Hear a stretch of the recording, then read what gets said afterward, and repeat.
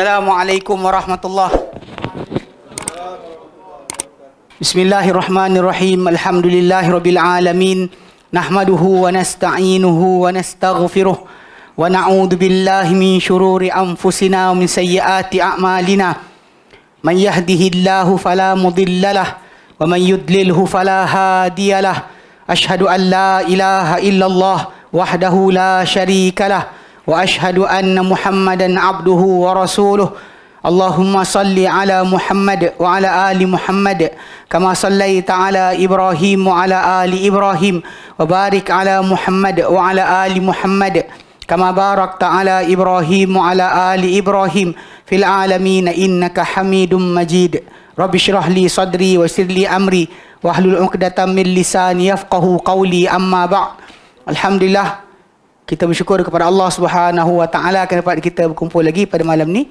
InsyaAllah menyambung kelas baru kita, iaitu akidah ahli sunnah berdasarkan manhaj salaf, yang mana kita kali terakhir kita bincang itu ialah kebetulan tajuk ilmu kalam jadi dia panjang sikit. Satu kelas je tajuk tu, padahal bukan panjang pun, semuka lebih je, satu muka je, satu muka je. So ala kulli hal, jadi insyaAllah hari ni kita sambung lagi perbahasan kita, dan tajuk kita ni adalah persoalan ilmu tauhid dan seterusnya lah. Baik, persoalan ilmu tauhid. Masuk persoalan ilmu tauhid, maksud dia apa tajuk yang dibincangkan dalam ilmu tauhid. Dia kalau kita dalam konteks masalah perbahasan, contoh macam ilmu nahu, apa dibincangkan ilmu nahu? Perubahan akhir kalimah. Kalau disebut apa dibincangkan oleh ilmu sharaf? Perubahan kalimah daripada satu bentuk ke bentuk berikutnya di asas dasar penggunaan atau makna. Jadi benda tu memang tajuk dia apa? Kalimah, bahasa Arab, ada tajuk dia apa? Kalau orang kerja tukang kayu, kayu. Kalau orang tajuk apa, belajar perubatan, badan manusia. So basically apa tajuk persoalan ilmu tauhid? Persoalan ilmu tauhid di sisi para ulama, di sisi ulama ahli sunnah wal jamaah, berlegar dalam beberapa perkara, iaitu menjelaskan tentang hakikat beriman dengan Allah. Apa maksud iman tadi? Dan mentauhidkannya. Sifat keagungan dan kesempurnaan baginya. Kita mentauhidkan dia, serta beriman dengan sifat keagungan dan kesempurnaan bagi Allah Ta'ala. Di samping mengesakan Allah Ta'ala dengan ibadat tanpa menyekutukannya dengan sesuatu pun. Basic dia macam inilah. Pertama, kenal Allah. Kedua, ibadat kepada Allah Ta'ala. Dia balik pada dua perkara tersebut. Kenal Allah dan abdikan diri kepada Allah Ta'ala. Tak ada benda lain. Perbahasan yang asal. Ini adalah dakwah para anbiya. Dia kata, begitu juga beriman dengan para malaikat, para rasul, perkara yang berkaitan hari akhirat, qada dan kadar, berkaitan dengan syirik, kufur, hakikat kufur dan jenis-jenisnya. So itu dibahaskan sebab dia relate kepada tajuk beriman dengan Allah Subhanahu Wa Taala. Tauhid mengesahkan Allah Taala, apa yang Allah sebut tentang dirinya maka kita iakan, kita nafikan. Allah Taala kata dia ada malaikat, dia ada malaikat. Diceritakan hari akhirat akan binasakan alam ini, kita kena beriman. So basically perutusan para rasul semua sekali relate kepada asal pertama tajuk tauhid. Walaupun kita tahu masalah kalimat tauhid tadi datang daripada wahada yuwahidu tauhidan. Maksud dia menunggalkan, mensatukan sahaja. Tidak menduakan. Itu panggil wahada. Wahada, Baik. Setengah para ulama membahagikan persoalan utama tauhid kepada 4 perkara. Itu pertama penjelasan tentang zat Allah. Dan atau perkara ilahiyat. Perbahasan tentang zat Allah dari segi aspek. 3 aspek, iaitu sifat-sifat bagi Allah. Sifat yang bersih daripada Allah Ta'ala, memang tak ada pada Allah Ta'ala, dan hak wajib dilaksanakan oleh hamba terhadap Allah Ta'ala. Apa sifat Allah Ta'ala ada, sifat yang Allah Ta'ala bersih daripadanya, munazzahun an, dan hak yang wajib tunaikan oleh hamba. Ni cara pembahagian, setengah letak kepada ni dan B, penjelasan tentang zat para rasul atau nubuat. Pertama ilahiyat, yang kedua nubuat. Dan ia melibatkan perbahasan tentang perkara-perkara wajib dan mustahil dan harus bagi Allah Ta'ala, dan juga perkara-perkara yang wajib dilakukan oleh umat terhadap Rasulullah SAW. Rasanya macam kalimah yang kedua. Bagi Rasul sebenarnya, bagi Rasulullah kot. Sebenarnya kalimah tu. Saya tak tengok yang Arab dia. Sorry. Nanti saya cek balik. Pasal ini pasal yang nubuat ni tentang Rasul lah. Nubuat tentang Rasul. Apa yang Rasul disuruh untuk sampaikan dan sebagainya, itu berkaitan dengan perkara tersebut. Memang dibahaskan tentang Rasul. C, penjelasan tentang sam'iyat atau ghaibiyat, benda-benda yang dapat didengar tapi tak dapat dilihat. atau perkara-perkara ghaib. Dia merujuk kepada perkara kepada perkara yang mana beriman dengannya bergantung kepada kewujudan dalil atau wahyu. Memang kita dengar saja tak nampak, macam malaikat kita dengar tapi tak nampak. Tentang kitab, macam kitab tu turun dari Allah Taala, kita dengar tapi tak nampak turun seketulnya tu, tak ada. Macam kat Rasul. Pasal kita tahu kalau konteks dalam perkara ghaib kan, kita lihat dalam surah Al-Baqarah ayat yang ketiga, Allah Taala nyatakan alladzina yu'minuna bil ghaib, orang yang beriman dengan ghaib. Apa ghaib tadi yang kita nak tahu? Rujuk balik akhir surah Al-Baqarah, amanar rasul bima unzila ilaihi min rabbih wal mu'minun kullun amana billah wa malaikatihi wa kutubihi wa rusulihi. Itu antara benda yang kita kata iman dengan ghaib ni tadi, dia itu yang ditujukan sebenar. Kadang orang banyak salah faham bila beriman dengan sam'iyat atau ghaibiyat ni, dia ingatkan semua bercerita bomoh aci. Jangan tak percaya bomoh cakap apa. Sedangkan bomoh tadi tu reka-reka je. So dia bukan berdasar pada dalil wahyu, walaupun dia dengar cerita daripada orang cerita daripada orang. Bismillah. Asal air ni manis? Bismillah. Ya? Yeah. Tak apa. Ada rasa manis? InsyaAllah. Baik. Tak apa, tak masalah. Okay, baik. Jadi maksud dia benda tu berkenaan dengan ghaibiyat, yang maksudkan tadi adalah berkaitan dengan apa Allah Ta'ala beritahu kita benda tu ada. Yang ia kewujudannya diketahui dengan wahyu, dalil, bukan dengan akal. Sebab akal kita tak boleh gapai luar daripada batasan yang sepatutnya. Itu macam apa yang dia boleh gapai oleh akal. So macam kita sebut kan, kalau kita dengar punya ketuk kan, kita tahu ada orang tapi tak tahu lelaki perempuan, tua ke muda, kan, gemuk ke kurus, kerinting ke lurus rambut dia, mata warna apa, kulit warna apa, semua tak tahu. Kita cuma tahu ada. Tapi kalau kita dah ada register suara orang tersebut, dengar suara je, dia kenal. Itu boleh kita ada register. Kalau tak register, tak ada gambar lah. Gambar tu hanya wujud dengan contoh. Faham tak? Tak ada contoh, tak ada gambar. Akal kita limited kat situ. Dia akan terblok tanpa sebarang contoh. Kalau benda tu baru sangat, dia tak ada ruang. So semua perkara ghaib tentang yang apa dalam Al-Quran Karim, hadis Nabi SAW, dia balik pada perkara ini. Dia relate kepada apa yang didapat dengan dalil dan atau wahyu. Akal tidak punya ruang untuk mengisbatkan atau menafikannya, seperti tanda-tanda kiamat. Kita tak boleh nak gunakan akan jadi macam ni sebab apa. Kan saya kata dulu ada sekumpulan pengkaji atau saintis kot. Dia baca tentang mukjizat Musa alaihi salam, belah lautan dan sebagainya. Tapi cara dia nak faham tu, dia cuba cari reason. Macam mana boleh laut tu kering? Tu dia datang idea apa? Ada tsunami berlaku tempat lain. Jadi air laut hilang, jalan pun kosong, dia pun lintas. Lepas tu datang balik. Dia cuba nak reason juga. Ni problem yang kita kata balik pada orang yang terlibat ilmu kalam, ni masalah dia. Dia tak boleh terima.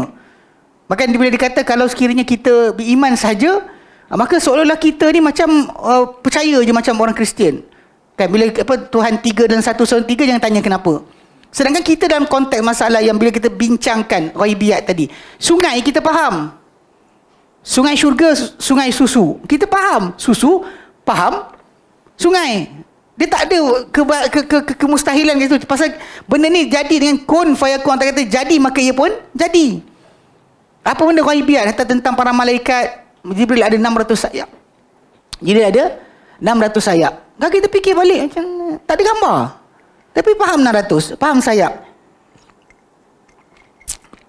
Benda-benda ni sebenarnya untuk menyekat kita, sebenarnya nak fahamkan bahawa benda ni bila orang kata jadi. Kita tak ada ruang untuk contohkan, tak ada gambar. Jadi tapi kadang-kadang macam dia orang ni bila dia cuba samakan. Dia kata kalau awak disuruh beriman dengan Allah Taala macam mana Allah Taala firmankan, awak dah macam orang Kristian. Sebab apa pula? Allah Ta'ala bagi tahu, kita tahu kalimah tapi tak tahu cara. Allah Ta'ala laisa kamitslihi syai'. Demikian juga segala apa Allah Ta'ala firmankan dalam Quran tentang perkara ghaib. Tentang nanti kan, macam tentang ahli syurga. Bila diorang nak minum, dalam surah Al-Insan, ainan yufajjirunaha tafjira. Mata air mereka pancarkan dengan bila mana saja. Diorang nak ulur je kap. Nanti air masuk. Ulur sini, air keluar sini. Ulur sini, air keluar sini. Kita faham dia punya ni, tapi kita macam apa mekanisme. Sebab problem ni bila kita masuk dalam geng akal ni, dia nak mekanisme tu macam mana boleh jadi. Hatta Dikorek lagi dalam. Dan kadang-kadang sampaikan jadi kes macam kita bila kita dengar macam dulu ESQ kan. Dia kata bahawa kenabian itu dapat dicapai dengan usaha. Kenabian tu boleh dicapai. Siapa saya boleh dapat? As long as dia berbuat cara betul, dia boleh dapat macam para anbiya. Sedangkan kita belajar dalam Quran Karim, para anbiya ni dipilih oleh Allah Ta'ala. Bukannya kita, dia kerana perbuatan orang tu, kerana kebaikan dia, tak. Kenabian bukan datang dengan macam tu. Pilihan Allah Ta'ala bukan dengan sebab itu. Tapi dia orang kata macam, kalau kita, dia cuba nak reason. Dia kalau kan, kalau ni, kalau tu. Benda macam ni sebenarnya ini bahaya. Dia, kalau kita kata akal kita gunakan melampau. Kita balik pada asal bila tentang perkara ini tak ni. Tapi pada yang lain, ya. Memang kita dibenarkan, diberikan Allah Ta'ala asbab atau punca pensyariatan atau hikmah disyariatkan suatu perkara. Memang Allah Ta'ala bagi kita fikir. Atau banyak orang masuk Islam dengan sebab itu je. Kaji apa yang Islam ajarkan, dia orang terkejut. Oh boleh jadi macam ni. Tapi ini bukanlah sampai peringkat macam yang tu. Kullun fi falakin yasbahun tu dia lukis kafala. Bukan. Itu over. Dia cerita kullun kaf lam fi falakin. Dia tengah-tengah tu ya. Falakin yasbahun. Fi kullun fi falakin kan. So dia kaf dia buat macam bulatan. Dia macam ni tu macam pusing. Ni bukan, itu kan macam tu. Konsep dalam agama ni bila kita kita jangan memperdalamkan perbincangan tadi. Kalau perlu perdalamkan, Allah akan perdalamkan untuk kita fikir. Kalau tidak, stop situ. Okey? So dia kata akal tak punya ruang untuk mengisbatkan atau menafikan setiap tanda-tanda kiamat. Dan perbahasan secara terperinci tentang persoalan kebangkitan. Macam mana kita nak bangkit nanti. Allah Ta'ala sebut dalam Quran. Wa kadzalika tukhrajun. Allah Ta'ala ceritakan berkenaan dengan tajuk pokok tumbuh. Macam itulah kalian akan bangkit semula. Kita pun start. Tapi tak rahim tak ada, tali pusat ambil mana? Faham tak? You always that. Tapi kita faham kalimah. Macam mana pokok tumbuh? Faham? Macam mana kita nanti? Tunggulah. Sampai harinya kita akan nampak. Ini bukan kita pasal kita dah letakkan Allah Ta'ala maha berkuasa untuk segala-galanya. Dia boleh buat. Adapun yang kat dunia dia bagi kita reason untuk kita fikirkan. Ada yang akhirat. Dia bagi tahu akan jadi. Macam tu kamu akan keluar. Kebangkitan macam mana. Okay? Dia kata kebangkitan. Perkara sam'iyat. Perkara yang didengar. Syurga, neraka. Kita dengar saja. Tentang roh kita keluar macam mana. Kita dengar aja. Persoalan-persoalan alam ghaib. Okay, semua ni tadi datang dengan tak tanpa. Dia tak boleh kita perbahasan terperinci tak akan keluar. Ukuran perkara sam'iyat adalah akal ialah akal tidak menegah dan tidak juga memandang mustahil perkara itu. Okay, ukuran perkara sam'iyat adalah akal tak menegah atau tidak memandang mustahil perkara itu. Ini kalau ikut kepada orang yang sibuk guna akal lah. Apabila suatu perkara itu sabit secara sahih daripada Allah dan Rasulnya, maka wajib dilakukan ialah mengiktikadkannya. Percaya? Ya. Percayalah. Dan memperakuinya. Akui benda tersebut. Itulah yang macam kita sebut tu jawapan Abu Bakar As-Siddiq radhiyallahu anhu. Bila orang tanya dengan dia, kau percaya ke Muhammad pergi Baitul Maqdis balik sebelum subuh? Dah sampai sini. Abu Bakar kata apa? Aku telah percaya dia lebih jauh dari itu. Aku percaya dia bawa wahyu pagi dan petang. Pagi dan petang datang wahyu dari langit. Itu lagi besar banding masalah Buraq, banding masalah Mi'raj atau Isra' Nabi. Bagaimana saya perhatikan benda ni pelik tau. Ada orang dia macam cara nak jawab. Bahkan gagalnya kan ada kumpulan Gesinan Kalam. Dia kata benda tersebut umat Islam yang salaf ni gagal jawab. Saya macam angin tu. Saya kata kau tak dengar ke? Kan? Abu Bakar jawab apa? Tapi lawak juga. Tapi benda ni kisah benar. Bukan memang ada. Saya tunjuk ke beberapa orang. Benda diorang tanya jawapan soalan. Ada geng-geng dia ni tanya saya soalan. Minta saya terjemahkan beberapa perkara dan sebagainya. Yang saya share kan. Abu Talha share tu. Sebenarnya memang diorang ni geng-geng Sidang Kalam punya orang. Dia macam pening kepala. Tak tahu nak buat apa. Tapi saya kata tak boleh macam tu. Memang nampak salah lah. Abu Bakar bila time yang sebelum tu Abu Bakar dia kata takkan ada ke jawapan untuk perkara ni. Saya kata Abu Bakar jawab dah. Cara jawapan Abu Bakar tu lah yang kita kat sini. Kita i'tiqad. Nabi katakan jadi kan jadi. Macam matahari terbit dari barat. Dulu ada perbahasan tentang macam mana matahari boleh terbit dari barat. Retrograde motion. Kan? Retrograde motion. Ni sini. Aku nak belajar kan, aku bagi tahu kau. Okey, dengar sini. Dia kalau kita tengokkan, kita ada planet kan yang keliling matahari. Okey, dalam semua planet yang ada ni, semua berpusing lawan arah jam. Kecuali satu. Ini Venus. Venus atau Mercury? Yang ketiga. Kita ketiga kan. Sebelum kita ada dua. Venus, Mercury. Dia punya pusingan, Mercury tu adalah ikut arah jam. Okay. Kenapa? Dia sebab apa tahu? Sebab pergerakan matahari tu besar sangat, graviti dia, pusingan sebut, dia tak boleh nak lawan.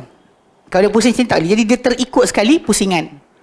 So dulu diorang ada sebut tahu, bila perbahasan ni ada orang kata dipanggil pergerakan jisim yang besar tadi boleh mempengaruhi jisim yang kecil. So pernah berlaku di Marikh pernah terjadi bila dia kena tarikan planet yang besar punya graviti, dia terpusing macam tu, maka ketika tu matahari pada dia terbit daripada barat.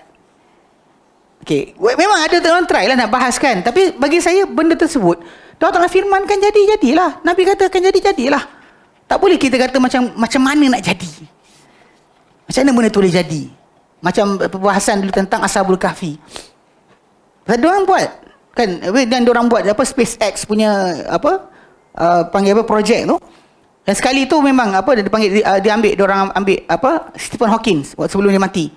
Kan yang duduk dekat atas kursi cakap tu kan. Okay, dia bahaskan tentang tajuk macam mana untuk kita ni. Dia kata masa diorang tahu, diorang dengan kajian yang buat, diorang dapati bumi tak kekal. Bumi ni akan binasa. So itu diorang buat cerita Star Wars sebagainya untuk hantar satu kapal, yang dalam kapal tu kita pilih manusia tertentu, kita hantar tempat lain, bina tamadun manusia yang lain. Jadi timbullah persoalan tajuk nak kena cari planet yang macam bumi. Satu. Kalau hantar-hantar tempat tu terbakar, panas manjang, sejuk manjang, mampuslah orang turun. Mana boleh hidup? Tak ada oksigen ke, tak ada air ke, macam mana hidup? So itu, dia kata kebarangkalian kalau ada pun planet tu, dia kata berdasar kepada jarak dan umur bintang-bintang yang ada, mungkin dia kata tempat yang ada tu ada dalam jarak 2000 tahun cahaya daripada bumi. Pula nak hantar ke sana, problem dia, kalau hantar orang ke angkasa lepas tanpa ada graviti, tahu tak apa jadi? Tulang kita hancur. Dia punya osteoporosis pasal tak ada beban. Once kita ada beban, kita bangun. Sebab tu saya sebut berkali-kali, siapa rasa diri dia macam lemah tu, cuba dulu. Kalau dia kata dia boleh bergerak-gerak dulu. Jangan ikutkan sangat. Once kita berhenti pakai kaki kita hilang. Dia tak boleh ni lah. Pasal dia punya tenaga atau base tulang tadi tu hanya wujud bila kita ada graviti. Kita keluar kawasan tak ada graviti. Kalau tuan-tuan cari satu rencana yang Fahad Al-Kandari, tak tahu ni. Fahad Al-Kandari ni asal seorang qari Quran daripada Kuwait, saya Kuwait ke Qatar. Dia Kuwait kan, Kuwait. Dia Fahad Al-Kandari, actually dia buat best. Tiap tahun dia ada orang masuk Islam sekian. Sekali tu dia buat tentang tajuk alam. Kita melihat, kita mendengar. Lepas tu dia buat tentang tu, dia nak cerita tentang angkasa lepas. Dia temu ramah kita punya angkasawan. Apa nama? Syekh Muzaffar. Syekh Muzaffar. So jadi Syekh Muzaffar terangkan. Dia kata, sebab saya naik ke atas tu kan. Ke atas, dia tinggal beberapa minggu je dekat atas tu. Dia punya tulang mula start, kalsium dan fosforus tu keluar, gerak. Dia moving around dalam badan dia. Dia dah start tak boleh. Dia kata jantung dia berubah sekian. Actually kalau reality dia, kalau awak tinggal lama kat atas tu, sendi ni dissolve. Ni. Tak ada beban. Once ada beban pakai. Tak pakai beban tadi dia hilang. Saya ingat Ustaz Ridwan Rajendra kot. Dia pernah sekali kan dia bedah lutut. Lutut dia berher kan besar, dia kan tinggi. Lepas tu waktu time dia berhenti pakai lutut kanan dia, sebab kanan ke kiri? Kanan Kanan kot. Dia pasal dia ada pembedahan, doktor kata jangan tekan walau tu 3 bulan. Peha dia besar ni, tadi besar ni. Ada tengok saya duduk sebelah dia. Pasal dia kata kaki macam ni, dia kata. Saya terkejut. Dia kata nanti lepas dah elok dia punya tulang, barulah dia orang fisio balik untuk bagi muscle naik balik semula. Tak pakai dia hilang tu tak? Di Syekh Muzaffar dia kata ini dia punya otot shrinking, dia punya tulang dah mula start kalsium dah bergerak. Itu baru minggu. Kalau nak hantar ke Marikh 5 tahun. Agak-agak orang turun jadi macam mana? Jadi agak-agak kot. Cairlah kita. Tak boleh hidup. Tapi realiti pembahasan tu adalah masalah apa tahu? Waktu pembahasan tu disebut, diorang bincang mungkin masalah hibernasi. Cara lain untuk bagi pastikan orang tersebut kekal macam ni, tak terkesan dengan persekitaran, hibernate dia. Tidurkan dia. Maka timbullah cerita Ashabul Kahfi. Pasal Ashabul Kahfi kan 300 tahun kan? 300 tahun lebih. 309 tahun. So bila sebut tentang Ashabul Kahfi punya kisah tu, ada dulu pelajar UM cuba nak buat kajian tajuk ni. Dia buat bandingan tupai tanah, chipmunk tu, itu makhluk yang tidur 6 bulan, jaga 6 bulan tau. Dia macam burung kutub, burung grizzly. Dia musim tertentu dia tidur je. Kemudian dia keluar, bila dah tu kurus tau badan dia. Lepas makan gemuk balik, tidur balik. Tidur 6 bulan, jaga 6 bulan. Jadi dia kata macam dia kata ambil darah chipmunk tu, cucuk dekat tupai yang biasa, dia boleh jadikan tupai tu tidur. So mungkin ada hormon daripada sini boleh menyebabkan kawan tidur. Tapi masalahnya dalam tidurnya binatang tadi, dia tetap menua. Dia menjadi tua. Kalau yang mengandung sampai beranak, dia bukannya berhenti macam Ashabul Kahfi bangun-bangun tu. Kam labistum, berapa lama korang tidur? Jawapan dia apa? Qalu labisna yauman au ba'da yaum. Kami tidur sehari atau separuh hari. Maksud dia macam samalah. Kalau bulu hidung panjang sejengkal, kau gila kau. Kalau kita tidur, kalau kadang-kadang orang tak buang bulu ketiak, kuku tak potong. Kau bayang banyak mana? Panjang mana? Bangun-bangun cucuk muka kawan. Kita tidur berapa lama? Kau tahu kuku kita panjang ni. Maksud dia bangun tu baju tak reput. Rambut tak panjang. Muka macam biasa. Sebab tu dia orang kata, jawapan dia keluar adalah labisna yauman au ba'da yaum. Saya kata dengan student yang buat research tu, saya kata jangan compare apa yang jadi pada Ashabul Kahfi tadi untuk kita reasonkan, sebab ini karamah.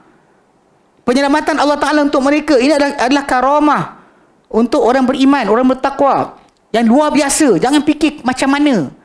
So saya kata buat reason tadi macam tupai tu kan, tupai tanah ke ataupun beruang panggil grizzly tu yang tidur 6 bulan, dia tetap menua, dia bertambah tua, dia membesar. Hibernasi tadi tak menghentikan. Jom awak nak hantar orang ke atas sana, macam mana? Kadang-kadang orang cuba compare yang karamah dan mukjizat ni, dia cuba compare dengan cara logik. Last sekali tu yang pening kepala tu, cara macam mana nak buat. Saya kata kau nak buat apa? Kan? Kau faham tak ayat tu keluar macam mana? Dia kata bangun tu tak tua, bangun 300 tahun tu tak ada apa-apa, baju tak reput kan, bulu hidung tak panjang, janggut keluar gitu kan. Dia orang kan waktu tu kan pemuda, bangun-bangun kau kedut. Dah kedut dah kita. Takkan sehari atau separuh hari. Itu realiti dia. Jangan bandingkan. Tapi masalah kita berdepan dengan orang-orang yang fikir ni kan, dia lupa sebenarnya bila kita nak akui asyhadu an la ilaha illallah wa asyhadu anna muhammadar rasulullah, anything datang dari Allah Ta'ala, daripada Rasulnya, tentang perkara-perkara yang kita tak faham caranya, kita faham kalimahnya, tak faham caranya, kita takkan tolak. Allah dan Rasul lebih mengetahui. Sebab tu yang Allah Ta'ala sebutkan tentang orang yang dirasikhuna fil ilmi, orang yang teguh dalam ilmu, dia tentang perkara mutasyabihat daripada Al-Quran. Dia kata apa?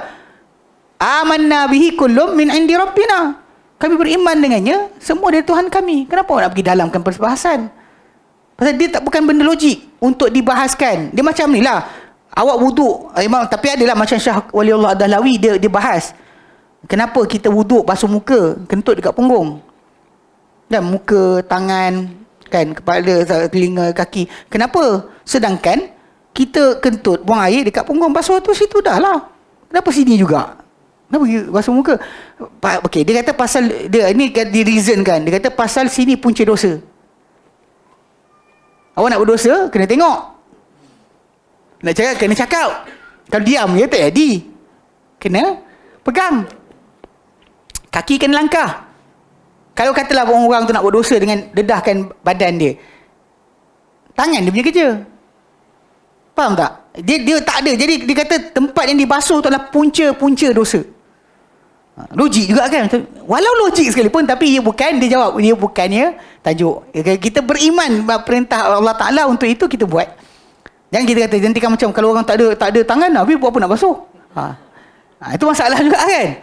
Itu realiti. Ataupun orang tu macam tak berdosa lagi. Macam budak-budak kecil sebelum balik kita ajar dia untuk solat. So tak payah wuduk ke? Kena wuduk juga. Walaupun tak balik, kita kena ajar dia semua sekali. Walaupun dia tak ada dosa. Pasal tajuk asal bukan itu. Tajuk asal dia adalah dengar dan taat. Bukan masalah logik. Bukan masalah logik. Okay? Jadi dia kata i'tiqad dan memperakuinya dan wajib menolak perkara yang bertentangan dengannya. Apa yang Nabi sebut macam ni, jangan kita lagakan dengan kata-kata orang. Dalam Quran kata roh kita sama ada dalam badan kita atau bersama Allah Ta'ala saja. Dua tempat je, tak ada tempat lain. Tak ada bergentayangan, merayau, kan? Menjelma semula. Tak boleh. Kalau dalam mimpi roh kita pergi sekali ke tempat, dia memang nampak lah. Tak pelik lah bila Nabi kata man ra'ani fi man faqad ra'ani. So memang kita bila kita tidur, roh kita berdasar pada ayat 42 surah Az-Zumar. Nabi kata, ayat berkenaan kata Allahu yatawaffal anfusa hina mautiha. Allah yang mewafatkan nyawa ketika matinya. Allah wafatkan, ini pisahkan roh dengan jasad ketika matinya. Wallati lam tamut fi manamiha, yang tak mati ketika tidurnya. Lalu Allah Ta'ala kata lagi, fayumsikul lati qada'al, lalu Allah akan tahan mana-mana yang tentu ke atasnya kematian. Kemudian wa yurusil ukhra, Allah Ta'ala lepaskan yang lain yang tak mati lagi ila ajalim musamma, sampai tempoh tertentu. Tak adalah boleh masuk botol, roh dia terperangkap dalam botol kerana melanggar sumpah semerah padi. Masalah. Ya macam tu juga. Pasal benda ni kita tak boleh, benda yang bertentangan dengan wahyu tak boleh kita kata ada. Itu realiti sebenar as-sam'iyat tadi. Tak ada siapa boleh tambah atau kurangkan. Nabi sebut tentang masalah kita bagi salam pada orang dalam kubur. Bagi salam je lah. Dia sembang pula. Mak kahwin baru. Dia sembang lebih. Buat apa? Bagi Nabi kata bagi salam. Bagi salam je lah. Dan Nabi ajar pada Aisyah apa nak cakap. Salam dah ada. Yang pergi dah tertambah pula sembang lagi. Buat apa? Pasal tolak daripada dalil panjang seinci, awak jadikan sedepa. Ada yang keluar boleh minta dengan wahai Tuan tolonglah kami susah tunaikan hajat kami, bagi tahu pada Allah Ta'ala. Dia pakai logik je. Realitinya bukan itu ajaran Islam. Sebab sam'iyat yang kita dengar tahap tu, kadar tu je ni. Ini je saiz dia. Dia bantai tu. Kadang-kadang kita jahat juga bila dia cakap macam tu. Kita kata kalau ikut hadis Nabi SAW, kalau kita baca ayat kursi kan kita akan dilindungi daripada syaitan atau jin sepanjang siang atau sepanjang malam. Habis tu nak masuk tandas, perlu baca lagi tak doa masuk tandas? Dia macam kena baca lah. Itu kenapa pula? Pasal itu dia sunnah. Okay. Kalau kita tukar doa masuk tandas, baca ayat kursi. Ikut pada pengertian dia betul. Sebab lindung daripada syaitan, kita minta lindung. Ini baca ayat kursi pun terlindung juga. Dia jahat sikit lah. Kita tolak. Dia nak sejengkal, kita bagi sedepa. Tolak jauh sikit. Jadi pun dia faham sebenarnya salah. Sam'iyat ni kita stop at the boundaries. Jangan langkau. Sebab benda ni adalah di atas bertajuk. Sebab kita kata hormat kita. Macam ayat pertama surah Al-Hujurat. La tuqaddimu baina dayillahi wa rasulihi. Jangan kamu mandai-mandai depan Allah dan Rasulnya. Mana tak ada Allah Ta'ala firmankan, tak ada Nabi sabdakan, tak ada perintah Allah Ta'ala, tak ada larangan Allah Ta'ala, jangan pandai-pandai. Itu je. Simple kan? Tapi masalahnya benda ni lah jadi, kita panggil perkara, masalah dalam masyarakat. Kita nak suruh berhenti dekat kadar yang sepatutnya tu tak boleh. Sediakan ada. Tapi ini wali. Tapi ini kawan kita. Tapi ini orang baik. Takkan ada silap. Okey. Baik. Kaedah emas. Ini bukan status emas Apa? Roswan apa? Dia benda emas. Status emas. Kaedah emas menyatakan tidak ada pertentangan antara wahyu yang sahih dengan akal yang soreh. Jika benar-benar dilakukan penyelidikan. Sebenarnya memang tak ada pertentangan pun. Nas yang wahyu yang sahih dengan akal yang soreh, dia takkan bertembung. Kalau berlaku pertembungan, cek balik. Either dalil itu tak sahih, ataupun tajuk akal tadi baru teori saja. Baru teori saja, bukannya fakta. Macam kita ni jadi daripada sperma bapak kita, ovum mak kita. Ini teori ke fakta? Fakta. Yang takut cakap ni ustaz ni kan. Tak payah takut lah, betul pun. Itulah realiti dia.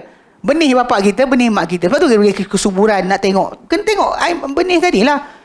Kalau dia kata perempuan hasilkan ovum, dia tengok ovum tadi. Pasal itu yang jadi kita. Tak ada benda lain tapi realitinya ini fakta. Kalau teori macam-macam lah. Macam zaman dulu orang menyangka bahawa manusia daripada darah haid. Sebab bila perempuan mengandung, darah haid tak keluar. So darah tu jadi apa? Dia macam tu. Logik akal macam logik. Problem dia tak belajar lagi dalam. Kalau belajar dalam lagi, darah haid itulah dinding rahim yang dibuang untuk letakkan dinding baru bagi nanti kalau bulan depan, kalau bulan ni tak ada persenyawaan antara telur dan juga sperma, maka dinding tu dibuang untuk bagi bulan depan dinding yang fresh. Kalau ada, barulah benih tu nanti boleh tanam, tumbuh anak dekat situ. Kalau dinding tak tukar, dia jatuh. So dibuang lah. Itulah dinding rahim tadi. Bukan dapat dinding tu jadinya awak. Pelik. Awak tu tadi kat situ. Sperma dan ovum tu. Mana awak darah tadi? Kamu jangan kamu kotor darah haid. Kalau ustaz nak sangka macam tu, ustaz seorang-seorang, kami tak nak. Kami bukan darah haid. Tapi itu teori. Nampak tak? Jadi teori dengan fakta dia akan bertembung. Tapi kalau dengan dalil yang sahih, dia akan bertembung. Tapi kalau kata fakta dengan dalil yang sahih, tak akan bertembung. Ini kaedah yang sebenarnya kaedah emas. Kalau dia kata tu, cek balik. Salah satu di antaranya mesti ada kesilapan dalam kita faham. Baik, penjelasan tentang perkara berkaitan dengan qadar. Ada yang kata tentang perbahasan ilmu tauhid ni, persoalan dia adalah tentang perbahasan tentang ilmu berkaitan qadar. Berita-berita tentang umat terdahulu, asas-asas hukum yang qat'i, yang putus, yang tak boleh ubah. Apa dia asas hukum yang tak boleh ubah? Seluruh asas i'tiqad dan agama, dan diikuti dengan membantah ke atas golongan yang mengikuti hawa nafsu dan ahli bid'ah dan seluruh agama, ajaran dan aliran yang sesat. Itu dia kata perbahasan ilmu tauhid tadi kat situ. Jadi kita ada 4 kan. Yang pertama tentang Allah Taala, nubuat, ilahiyat. Yang kedua nubuat. Yang ketiga sam'iyat atau ghaibiyat. Yang keempat berkenaan dengan perbahasan tentang qadar, tentang perkara terdahulu, kisah para anbiya, kisah kampung-kampung yang dimusnahkan. Semua tu termasuk daripada perbahasan-perbahasan tauhid. Okey, baik. Hukum pelajari ilmu tauhid. Mempelajari ilmu tauhid ada yang bersifat fardu ain dan ada bersifat fardu kifayah. Maka kita pecahkan dia punya perbahasan tu, dia ada yang fardu ain yang wajib semua orang kena tahu. Ada yang fardu kifayah detail. Macam detail berkenaan dengan berapa pintu syurga ada. Bersama pintu syurga. Itu ada perbahasan dia, dalil datang. Tapi kalau awak tak faham, tak ingat pun tak apa. Macam kalau soalan tentang berapa besar ahli neraka? Berapa besar ahli neraka? Ahli syurga besar dia, Nabi sebut 60 hasta. Ahli neraka besar mana? Kalau awak tak tahu pun tak apa. It's okay. Okey, pasal kita, tapi ada benda yang fardu ain yang tak boleh siapa pun tak tahu. Okey, ada fardu ain. Ini kedudukan ilmu syarak secara umum. Memang betul macam tu. Macam kita dalam bab solat lah. Kita wajib tahu dalam bab solat, apa yang berkaitan dengan kewajipan kita untuk solat. Tak belajar-belajar masalah lah. Kita kan belajar sampai kita boleh beramal. Kalau dia kata kita tidak belajar untuk yang kita sendiri untuk beramal, maka benda dia akan masalah lah. Kita boleh lah solat, tak reti nak berwuduk, tak reti nak semua sekali, masalah. Tapi kalau kata detail, contoh macam apa? Untuk jadi imam, ini fardu kifayah lah. Jadi fardu kifayah lah. Dan bukan semua orang jadi imam. Tapi dalam masa konsep yang sama, solat berjemaah tu sebenarnya saya perhatikan dekat Malaysia ni, cara tegur makmum tegur imam dan sebagainya, banyak orang tak tahu. Saya ingat siapa baru ni, kawan seorang dia cerita, Imam Muda Faris. Dia kata pernah sekali tu dia solat rakaat ketiga, dia duduk tahiyat akhir. Lepas tu dia dengar perlahan, subhanallah, Dia subhanallah slow tau. Lepas dia bagi salam, dia kata tadi saya dengar macam ada subhanallah ustaz, kita solat baru 3. Dia bangun je lah, tambah 1 rakaat lagi macam Nabi buat. Dia sebenarnya imam sendiri pun, kalau dia kata makmum tu dia confused kan, dia boleh saja bagi salam dan sebagainya, lepas soalan tanyalah apa jadi. Pasal macam mana Nabi SAW buat, dia bagi salam, kemudian para sahabat berbual dengan dia, tanya solat dipendekkan ke kau lupa. Lepas tu maksud dia dengan itulah syuk sahwi muncul. Maksudnya kita kena tambah 1 rakaat dan sekian. Jadi banyak orang tak tahu, takut nak tegur imam. Imam tu, kau nanti orang kata apa pula, nanti lepas solat kau orang jeling kita. Itu masalah kat tu. Orang Melayu kita ada bab macam tu. Nanti tak nak alang suruh masuk soft depan pun tak nak. Awak. Sampai saya kata, Tuan Haji banyak sangat pahala. Ada sekali tu, bahkan soft depan. Kalau Nabi kata berebut kot, kalau kita boleh berebut mengundi, kita undi. Tapi di Malaysia, kat tanah Arab memang berebut lah soft pertama. Kalau kita kat Malaysia ni soft pertama, awak. Dia macam banyak pahala sangat dah. Pelik tu orang Melayu kita ni. Ni kononnya. Tapi tiba-tiba tu lah, tak nak ke depan. Benda-benda contoh. Okay. Contoh, dalam bab masalah solat berjemaah tadi, orang lelaki patutnya tahu hukum. Untuk wanita, fardu kifayah lah. Untuk lelaki mestilah. Kalau dia solat berjemaah, patut dia tahu. Kalau dia kata dia solat sendirian, tak ada masalah. Tapi solat berjemaah tu mesti. Okay. Memang semua, hatta puasa, hatta haji dan sebagainya kan, awak tak perlu tahu detail, tapi general knowledge tentang ibadat tadi tu, untuk awak buat, awak kena tahu. Personally kena tahu. Ada benda yang detail tentang nilai dam dan sebagainya tak tahu, itu tak apa. Tapi kalau kata benda yang awak sendiri nak buat, tawaf tak tahu, tak boleh lah, kena belajar lah. Okay? Baik. Menurut Ibnu Abdul Bar, antara ilmu, ada yang bersifat fardu ain ke atas individu, ada juga bersifat fardu kifayah. Apabila dilakukan oleh sebahagian orang, gugurlah dosa ke atas sebahagian lain yang tidak melakukannya. Macam tu. Kita kata macam contoh macam mandi jenazah, memandikan jenazah. Awak tak pandai, tak apa. Tapi jangan tak ada seorang pun tak tahu dalam ni. Mesti ada orang yang tahu. Ya? Sekampung lah. Sekampung akan berdosa. Tak tahu azan. Kan? Tak tahu azan. Awak secara personal tak tahu, tak apa. Tapi kalau dia kata satu kampung tak ada seorang pun tahu azan macam mana, semua berdosa. Memang semua dalam agama Islam ni semua benda macam tu. So ilmu tauhid pun macam tu juga. Menurut Syekh Islam Taimiyah menuntut ilmu adalah fardu kifayah kecuali dalam perkara yang wajib dilakukan oleh setiap individu. Misalnya menuntut ilmu tentang perkara yang diperintahkan Allah Ta'ala dan perkara yang dilarang. Perkara yang diperintahkan dan perkara yang dilarang. Maka itu pada sudut tu memang kita kena tahulah. Kita kena tahu benda Allah Ta'ala perintah, benda Allah Ta'ala larang, supaya kita tak langgar, supaya kita tidak langgar. Detail itu kerja para ulama. Perkara paling besar yang diperintahkan oleh Allah Ta'ala sebenarnya adalah tauhid. Firman Allah Ta'ala dalam Quran, dalam surah Muhammad ayat ke-19, Allah Ta'ala nyatakan, fa'lam, ketahuilah, annahu la ilaha illallah, bahwasanya tiada Tuhan melainkan Allah. Tahulah kamu dengan ilmu bahawa tiada Tuhan melainkan Allah. Ini basic lah sebenarnya. Pada asas yang sebenarnya tak patut ramai di kalangan kita ni tak tahu. Tak boleh. Sebab balik pada asal kita punya hubungan, solat kita, kesahihan iman kita, ibadat kita, dia gantung dengan tajuk keimanan kita dengan Allah Subhanahu Wa Taala. So kalau tak tahu langsung siapa Tuhan, entah, dengar orang kata, kita masalah. Tak boleh kita panggil apa, jadi sedemikian. Maka dia kata dan ayat berkenaan, fa'lam annahu la ilaha illallah, maka tahulah, tetapkan pengetahuan kau bahawa tiada Tuhan melainkan Allah. Wastaghfir li dzambika, dan minta ampunlah hai Muhammad untuk dosamu. Walil mu'minina wal mu'minat, dan untuk orang lelaki beriman dan wanita-wanita beriman.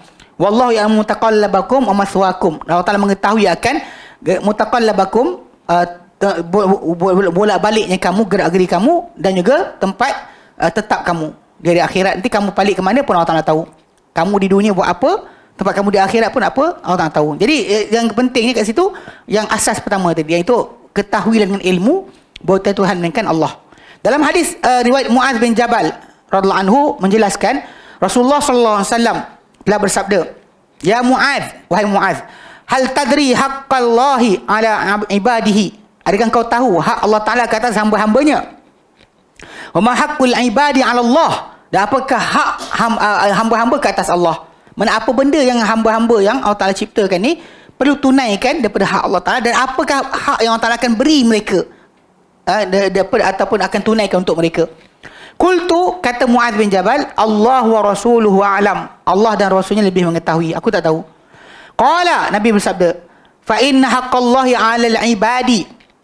Sungguhnya dia kata, bagi dia sabda, hak Allah Taala itu yang wajib ke atas sekalian hamba adalah ayya'buduhu, hendaklah mereka menyembahnya, mengabdikan diri kepadanya, wala yusyriku bihi syai'a, dan janganlah mereka menyekutukan dengannya sesuatu apapun. Ini hak yang sebenarnya mesti ditunaikan. Kita datang duduk kat dunia yang Allah ciptakan, tapi kita tak nak tahu siapa dia yang beri kita segala-galanya. Takkan kot. Kalau kita kerja pun kita nak tahu siapa punya bos kita, CEO syarikat dan sebagainya. Kita nak tahu syarikat ni siapa bos, entah. Nampak macam semua sama je. Tak boleh macam tu, kita kena tahu. Pasal dari situ yang kita kata hubungan kita dengan siapa dia kerja untuk apa, apa benda yang dia buat, semua sekali benda berkenaan akan relate dengan kita kenal. Takkan kerja dengan orang tak nak kenal siapa tuan awak, bos awak. So, kita kata benda tersebut akan membawa masalah. Kalau kena angkut semua sekali. Orang kalau tak tahu, saya tak tahu ni bos saya. Itu masalah lah. Okay, realiti dia pasal keputusan kita. Bismillah. Air leci Air leci mana dia? Siapa buat air ni? Air leci Okey, jadi maksud dia memang kita kena faham macam tu. Tak boleh, tak ada kan yang provide kita, sustain nyawa kita, ciptakan untuk kita segalanya. Tak kita tak nak kenal. Ngarut. Sangat karut lah. Okay? Menurut Imam Ibnu Al-Aiz, dia kata apa? Tauhid merupakan perkara pertama yang ditumpukan dalam dakwah para rasul, alaihi wassalatu wassalam, bahkan dakwah Rasulullah SAW. Dan jalan pertama menuju kepada Allah Ta'ala. Betul kan tuan? Kalau para rasul, tak ada rasul kan? Para rasul, pasal dia alaihi. Kalau alaihim ni dah para rasul alaihim wassalam. Dan jalan pertama menuju kepada Allah Ta'ala. Dia memang itulah tauhid, mengesahkan Allah Ta'ala. Itu perkara pertama. Dia dakwah yang pertama para rasul buat. Yang kita dengar apa ayat dia, yatlu alaihim ayatihi, menyampaikan kepada mereka ayat-ayat Allah. Ini tanda-tanda Allah, bukti-bukti Allah. Itu kerja para rasul yang pertama. Kemudian wa yuzakkihim, kemudian wa yu'allimul kitabul hikmah, ajar mereka kitab, ajar mereka hikmah. Itu sebenarnya 4 benda yang tugas utama yang Allah sebut, contoh dalam surah Al-Jumu'ah ayat kedua. Kan huwallazi ba'atsa fil ummiyina rasulan minhum, yang dialah yang mengutuskan kepada bangsa ummi untuk Arab rasul di kalangan mereka. Yang kerja pertama rasul tadi dia yatlu alaihim ayatihi. Yang ni kadang orang salah faham dengan baca ayat. Itu ayat. Tak. Ayat maksudnya tanda. Menyampaikan kepada kaum itu tanda-tanda Allah, bukti-bukti Allah. Kemudian wa yuzakkihim, sucikan mereka. Kemudian wa yu'allimuhumul kitabul hikmah, ajar mereka kitab, ajar mereka hikmah, ini penjelasan kitab. Itu tak boleh lari. Tapi yang pertama tu yang kadang-kadang kita sering tak faham. Memanglah ada ayat macam kadang geng sufi guna apa, awaluddin ma'rifatullah kan. Itu ayat tu sedap lah, tapi bukan hadis. Itu kan hadis kan, awaluddin ma'rifatullah, awal agama mengenal Allah. Tapi basic yang pertama, pengertian tu betul sebab berdasar Al-Quran tadi, fa'lam annahu la ilaha illallah. Sebelum kita nak belajar solat, belajar puasa, belajar sekian, kenal Tuhan kita. Pasal kita tujukan ibadat kita kepada dia. Kau tak nak alamat kepada siapa? Buat ni kenapa? Pasal ada lah. Tak tahu. Orang buat, kita buat. Ada masalah dia. Kita kena tahu alamat. Sebab kita melaksanakan apa kita buat kerana dia. Siapa dia tadi? Bukannya dia ni lah. Dia hu. Bukan. Ini kan masalah juga. Belajar hu. Baik. Dia kata malah ia merupakan makam pertama yang perlu ditempuhi dalam menuju kepada Allah Subhanahu Wa Taala. Tingkat pertama adalah tahap dia tauhid. So, kita kenal dia dan kita esakan dia dalam masalah sifat dia, nama dia, af'al dia, kan, hak dia dalam diabdikan diri. Semua sekali kita letakkan dia, hanya dia. Tidak ada yang lain. Itu maksud la ilaha illallah. Maka maksud dia la ilallah tadi maksud seperti yang kadang diorang reka-reka, apa dia kata, laisal mawjud illallah, tiada wujud kecuali Allah. Itu bukan yang diajarkan oleh Nabi. Yang Nabi ajar pada kita adalah laisal la ma'budu bihaqqin illallah, tiada yang layak disembah dengan sebenar-benar kecuali Allah. Kalau dia kata ayat dia laisal mawjud illallah, Yahudi apa orang musyrikin tak ngamuk. Yang diorang marah dengan Nabi macam ayat Sad, surah Sad ayat ke-5. Apa dia kata? Dia kata aja'alal alihata ilahan wahida. Adakah dia Muhammad ni nak jadikan Tuhan-Tuhan yang banyak kita sembah ni satu Tuhan sahaja? Inna hadza la syai'un ujab. Ini perkara pelik. Tajuk tu maksud dia daripada tajuk ilah tadi, bukan diorang punya ayat tadi. Tiada pencipta kecuali Allah lah, tiada yang wujud kecuali Allah. Yang pasal sebenarnya tiada yang layak disembah. Itu yang kenapa orang musyrikin marah. Mana Nabi jadikan satu saja, sembahan hanya pada satu. Yang itu dia tak boleh terima. Bukan masalah percaya Allah Ta'ala yang menjadikan segala-galanya. Benda tu bukan Islam pun percaya. Nak tak kisah pun nak mengaku. Tapi masalah hala tuju, doa, harapan, ketakutan, kebimbangan, kan? Apa rasa sayang, rasa cinta. Dia tak, hanya Allah Ta'ala patut dapat perasaan tersebut. Tak boleh kepada siapa selain Allah Ta'ala. Itu maksud sebenar. Okay, sehubungan dengan itu, kewajipan yang pertama yang perlu dilakukan oleh seorang Islam ialah mengucap. Mengucap. Bila dia mengucapkan, sebenarnya ketika tu kita kena remind dia. Awak mengucap ni, awak tahu tak maksud apa ucap? Bukan main cakap, ucap je lah. Kadang-kadang kata cakap je lah, cakap je. Kadang-kadang ini ada kes perbahasan tentang masuk apa? Tajuk masukkan orang Islam. Di Al-Qadim, dia orang tak terus, macam orang kata dia masuk Islam. Dia kata datang dulu. Dia tak terus macam, memang ucap sekarang. Mari datang balik. Datang balik. Ada orang timbulkan, kata kalau dia mati sebelum lafaz, Allah tahu apa niat dia. Awak bimbang buat apa? Tapi dengan dia lafazkan tanpa dia tahu, tu masalah juga. Lagi teruk. Kalau macam kes, ada kes baru ni. Yang perempuan tu dia apa masuk Islam pasal boyfriend. Dia register semua sekali. Lepas tu putus hubungan, dia nak murtad balik. Itu problem timbul tadi. Pasal kadang-kadang bukan apa. Memang dalam Islam, tajuk masuk Islam kerana agama, masuk Islam kerana kahwin, tak pernah dibahaskan sebenarnya. Hatta zaman Nabi SAW dahulu, Ummu Sulaim, dia tahu suami dia yang kedua, yang lepas daripada bapa Anas, ketika nak kahwin tu, dia tawarkan nak kahwin dengan aku, masuk Islam. Lelaki tu masuk Islam. Lepas tu dia kuat, dia power. Ummu Sulaim ni seorang yang kuat, syakhsiah dia. Anak meninggal pun dia boleh simpan dekat bilik sebelah, layan suami tidur buat hubungan sampai suami dah puas dan sebagainya. Dia pun kata, abang kalau kita pinjam barang jiran kita, kena pulang balik. Dia kata pulang balik. Kalau kita nak pulang, kena pulang. Dia pun kata anak kita yang tak nak pinjam dah ambil balik. Mengamuk suami dia. Jumpa Rasulullah SAW, cerita apa dia buat, bini dia buat. Bini dia sangat kuat. Suami tu, faham tak? Dia taklah ajar suami dia, kau dengar cakap. Tak ada. Dia cara tu.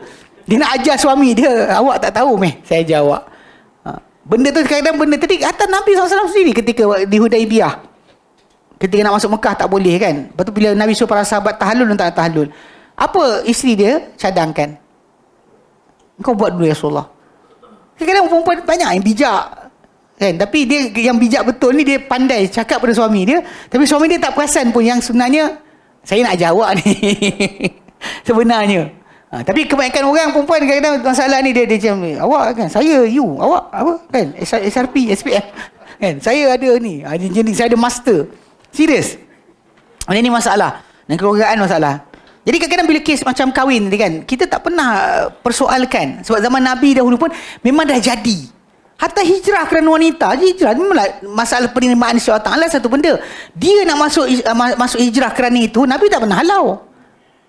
Tak ada halau macam, kecuali surah Mumtahanah, tes atau uji. Wanita-wanita yang datang ke Madinah, dites dahulu. Kalau kamu tahu mereka beriman, maka jangan kembalikan mereka balik pada orang kafir. Kena dites. Famtahinuhun. Uji mereka. Tapi buat lelaki datang mana ada uji. Ni masuk Islam kenapa? Nak duit? Nak harta? Tak cakap, tak tanya pun. Sebab kadang-kadang mungkin permulaan niat dia macam tu, tapi berakhir dengan kebaikan. Macam Ummu Sulaim tadi lah. Suami dia ajar suami dia apa itu Islam. Dia memang mas kahwin dia adalah, mahar dia adalah Islam. Suami dia masuk Islam. Tapi realiti dia benda ni kadang-kadang masyarakat kita dia tak ada kekuatan tadi. Kadang-kadang in-laws, mak mentua, bapak mentua tak bantu. Ini salah juga. Dah tahu anak kita ni kahwin dengan mu'allaf. Kita patut tolong juga. Ni kita pandai-pandai lah kau, pergi belajar kat sana. Jangan macam tu. Awak kena bawa, tahu tak? Ini masalah yang kena jaga sikit. Perhatikan. So, jadi masuk Islam, dia kerana ikut boyfriend, kemudian dah daftar. Kalau dia tak daftar, tak timbul tajuk. Dia daftar dah. Daftar, tukar nama lah benda, sekali tak jadi. Tak jadi kahwin dan sebagainya, dia pun nak keluar balik. Ini masalah dia. Lepas tu kadang-kadang kita bagi tahu, masuk Islam ni dia one way. Dah masuk tak boleh keluar. Dan kita cakap terus terang, tak ada sorok-sorok lepas dia masuk Islam. Alah, saya ingat kamu dia patah balik kan. Itu tak ada. Realiti dia macam tu. Jadi tak ada kita tak terus macam orang tu datang nak syahadah, kita tak terus ambil. Sembang dulu, tanya dengan dia. Faham tak apa nak cakap ni? At least dia kena faham apa dia lafazkan. Kalau tidak nanti kan tak berguna pelafazan tadi. Sebab pelafazan orang yang tak tahu apa dia cakap. Macam orang Arab, qalatil a'rabu amanna, surah Hujurat, berkata orang Arab Badui, kami telah beriman. Allah Taala suruh Nabi kata, qul lam tu'minu, kata Muhammad kamu tak beriman lagi. Walakin qulu aslamna, cakap kami dah Islam je. Walamma yadkhulul imanu fi qulubikum, tak masuk lagi iman dalam hati kamu. Diorang tak faham, memang cakap je. Kami telah beriman. So basic kena macam ni masalah bangsa dia kan. Memang sebab tu kenapa ucapan asyhadu an la ilaha illallah tu masuk dulu. Sebab dia berkait dengan orang tu nak melafazkan, mengisytiharkan. Kadang-kadang kita lihat stand orang-orang yang kadang-kadang dia kalangan atheist ke, free thinker ke, yang dia rasakan dia tak nak cakap sebab dia bebas merdeka, dia tak nak cakap kalimah-kalimah tersebut. Stand itu kita kata satu stand yang ialah silap, tapi masalahnya benda tu ada pendirian. Dia takkan cakap benda tadi, takkan cakap suka-suka hati cakap yang tu. Benda yang sama berlaku pada musyrikin Arab. Zaman Nabi dahulu, Nabi minta cakap la ilaha illallah je. Bapa saudara dia Abu Talib tak nak lafazkan kalimah tadi. Satu kalimah je, tak kata Muhammad Rasulullah. Tak cakap la ilaha illallah saja. Jadi realiti dia benda ni yang kita kata pasal relate. Dan dia tak nak cakap. Kenapa musyrikin Arab tak nak cakap? Sebab diorang tahu maksud la ilaha illallah tu. Diorang tahu maksud. Sebab tu diorang tak nak cakap. Betul, nenek moyang tu. Betul yang kenapa akhir kata-kata Abu Talib adalah aku di atas agama Abdul Muttalib. Pop, dia mati. Itu realiti yang kita kena faham. Okey. Jadi dia kata semuanya itu kewajipan pertama yang perlu dilakukan oleh seorang Muslim, seorang Islam ialah mengucapkan tidak ada Tuhan yang berhak disembah melainkan Allah dan bukannya melakukan renungan. Okey, bukan renung kan, buat renungan. Qasad untuk melakukan renungan bagi mengenal Allah. Tujuan dalam hati tu kan ada rasa nak kenal Allah. Tak ada. Bukan itu. Pengisytiharan pertama tu. Bukan masalah nak kenal. Saya nak kenal Allah. Tak ada. Okey. Subhanahu ta'ala. Ataupun timbul keraguan terlebih dahulu. Ini yang disebutkan oleh buku ni. Dalam buku ni adalah cara kaedah ilmu kalam. Dalam nak mengenal Tuhan kena ragu dulu. Cari keraguan tadi, hilangkan barulah kita yakin. Ya, lebih kurang kan. Pasal balik pada asal ilmu kalam lah. Dia mau tu logik. Kadang-kadang bukan apa. Dia orang macam macam mana cakap pasal bagi mereka kan kadang bila orang tersebut sangat baik dan sebagainya, semua benda cakap jadi. Dia buat miracle. Seolah-olah macam dengan Tuhan tu dekat. Kenapa jadi macam tu? Ada orang nak kenapa. So diorang jadi kenapa tu yang menyebabkan diorang sibuk kaji. Sedangkan kita kata Allah Ta'ala pilih. Ada para sahabat Nabi. Cuba kalau kita tengok kisah para sahabat. Musa bin Umair, dia adalah pendakwah pertama dalam Islam yang Nabi hantar pergi Madinah mengajar. Umur 16 tahun kot. Jadi pendakwah. Mati dalam perang Uhud. Kain kapan tak cukup. Tutup kaki, kepala nampak. Tutup kepala, kaki nampak. Ini yang Khabbab bin Aras kata. Mati tak rasa kemanisan kemenangan. Yang ni contoh dia kata. Dia nangis ketika nak mati. Lepas tu orang tanya dia kenapa. Dia kata kita ni Islam. Dia kata ada di kalangan kita ni yang kita mati sebelum merasai kemanisan kemenangan. Dia sebut contoh Mus'ab bin Umair. Jadi kalau kita lihat pada situ kan, bukan maksud dia mati tadi tak elok. Maka tak adalah, kadang-kadang ada orang kan macam yang zaman sekarang apa, power of mind kan. Bila aku nak aku dapat. Aku nak aku dapat. Dia cakap yang geng-geng yang motivasi pelik-pelik ni, yang gitulah, aku mesti kaya. Saya tak faham betul kenapa jadi macam ni dalam masyarakat kita. Padahal kita lupa qadar Allah Ta'ala. Orang ni dapat, orang tidak dapat, Allah Ta'ala yang agihkan. Sebab dunia ni tempat sementara sahaja. Dia bukan tempat kekal kita. Tapi realiti dia banyak orang terpengaruh macam tu. Niaga semua jadi, pegang jadi emas. Jadi niaga semua tak jadi. Pegang-pegang tak jadi apa. Kadang-kadang benda ni kan menjadi satu apa, dalam hati diorang tu macam tak cukup. Ini last sekali pergi cek tangkal lah, kelambu Kaabah lah, kain kokak lah, semua sebab rasa tak cukup. Ya betul. Memanglah ustaz dukun main. Kaya lah. Jual bukan-bukan. Orang ni pun beli. Kalau ni pelaris. Saya tengok sendiri sebenarnya benda tu. Yang kain kelambu Kaabah tu letak duit. Dia cara dia, jangan buat.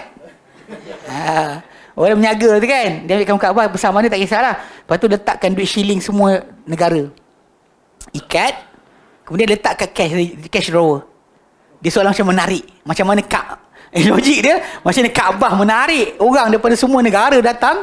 Macam tu lah juga. Kau gelak kan, orang yang buat tu meninggal lah. Tak ada realiti dia macam kan. Saya tengok depan mata saya benda tu.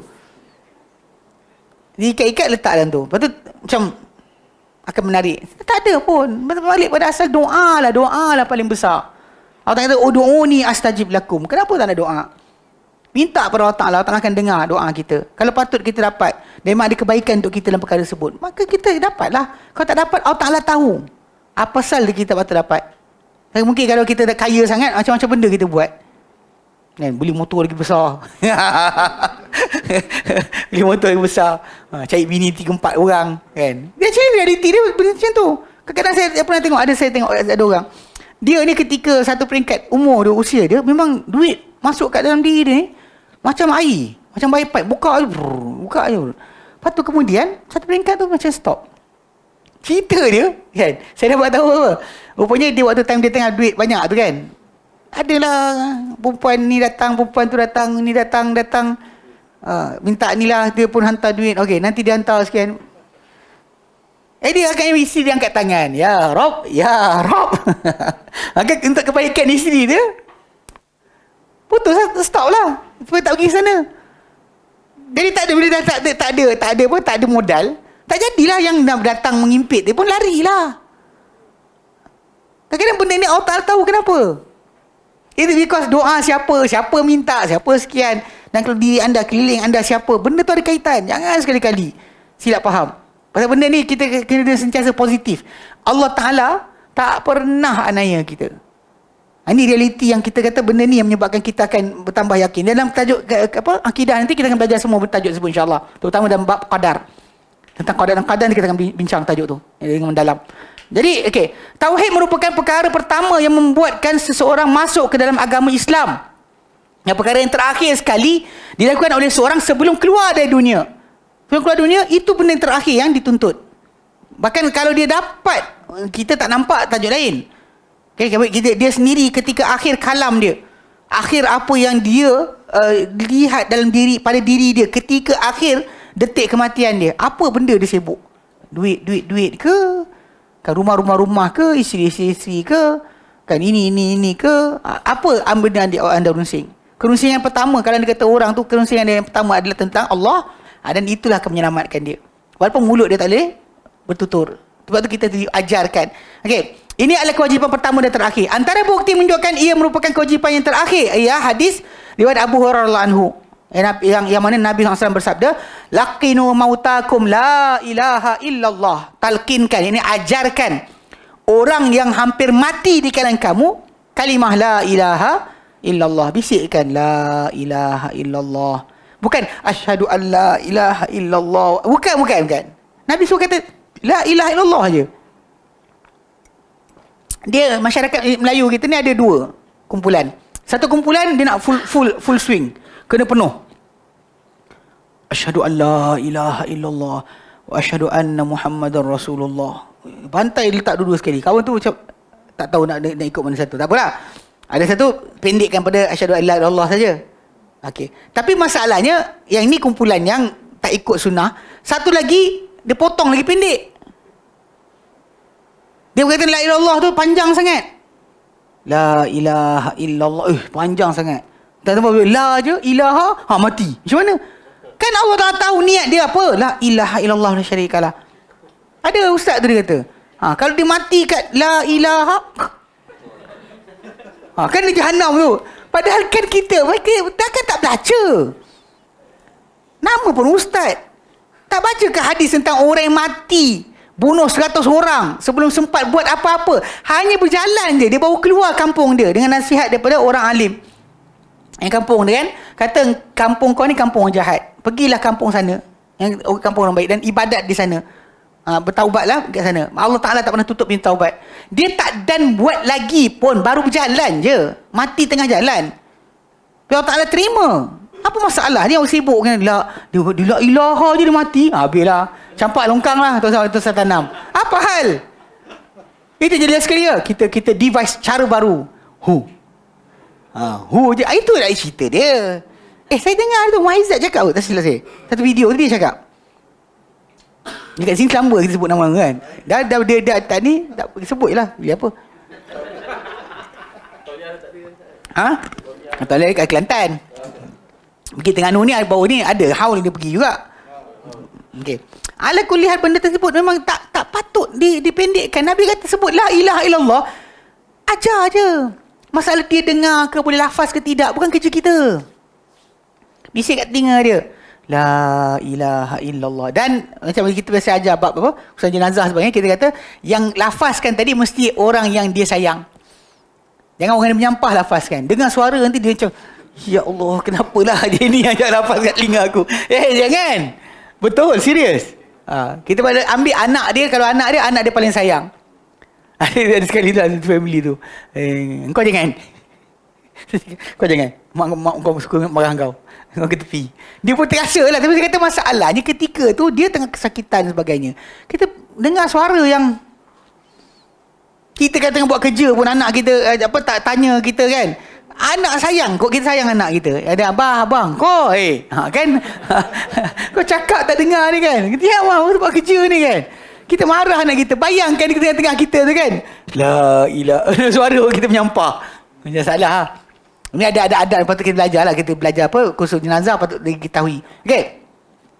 Ilmu fardu ain yang membabitkan akidah ialah yang boleh mengesahkan akidah orang Islam terhadap Tuhannya. Okay? Dia mengesahkan kepercayaan dia, keimanan dia kepada Allah Ta'ala disahkan dengan ilmu akidah tersebut. Ilmu fardu ain yang pada diri tadi kan. Memang tajuk kita nak belajar semua tak wajib. Tapi hilangkan kadar keraguan kita je. Kerumitan kita belajar sampai je. Ini macam-macam berlaku. Macam kisah apa? Ibnu Dailami. Hadis Abu Daud. Ibnu Dailami. Yang dia jumpa Ubay bin Ka'ab, tanya pasal masalah qadar. Kan dia rasa something dalam hati dia. Cuma dia kata minta cerita pada aku something supaya Allah Ta'ala hilangkan dengan cerita engkau ni perasaan aku. Kan lepas tu kan Ubay jawab pada dia, jelaskan. Kemudian Ubay jawab, lepas itu kita nak masuk ke situ lagi, saya tak cerita lagi. Ubay jawab, dia tak puas hati. Saya jawab pada Ubay itu macam payah. Dia jumpa Ibn Mas'ud. Ibn Mas'ud jawab serupa macam Ubay jawab. Lepas tu jumpa Hudzaifah. Hudzaifah jawab sebiji macam mana dijawab oleh Ubay. Last sekali jumpa Hudzaifah, dia jumpa dengan Hudzaifah Ibn Mas'ud. Last sekali dia jumpa dengan Zaid bin Sabit. Zaid bin Sabit kata Nabi sabda, boleh diam. Nabi sabda macam tu. So dia tak tanya dah. Tapi realiti dia, kalau kita ada keraguan macam tu, kita tanya untuk hilang keraguan tadi atau kesamaran tadi, iyalah. Bukan kita cuba ragukan diri kita dulu baru kita cari jawapan, tak. Datang melintas dalam diri kita persoalan tersebut. Dan kita jawab, kita cari jawapan. Dan kita diamkan. Pasal mendiamkan benda tersebut, memang keraguan itu akan merebak. Itu akan menjadi penyakit hati. Sebab orang munafik, basic dia adalah Allah kata fi qulubihim marad. Dalam hati mereka ada penyakit, dan penyakit tu mufassirin kata syak. fazadahumullahu marada, dan tambahkan lagi dia punya penyakit. So makin syak, makin ragu sampai 11 kali dia makin tak beriman. Okey. So dia kata yang melibatkan perkara harus, mustahil dan wajib pada hak Allah Taala, baik dari segi zat Allah Taala, nama-nama Allah Taala, perbuatan maupun secara maupun sifat secara umum. Secara general, perkara tadi, asma kan, sifat, af'al dan juga zat. Semua sekali itu kita kena ada pengetahuan. Tak perlu detail, secara umum kena tahu. Okay? Ia dinamakan oleh ulama sebagai iman yang umum, pengetahuan yang umum. Yang kadang-kadang benda ni pada orang yang awam kan, simple, mudah. Ini yang dikatakan oleh oleh Imam Al-Juwaini.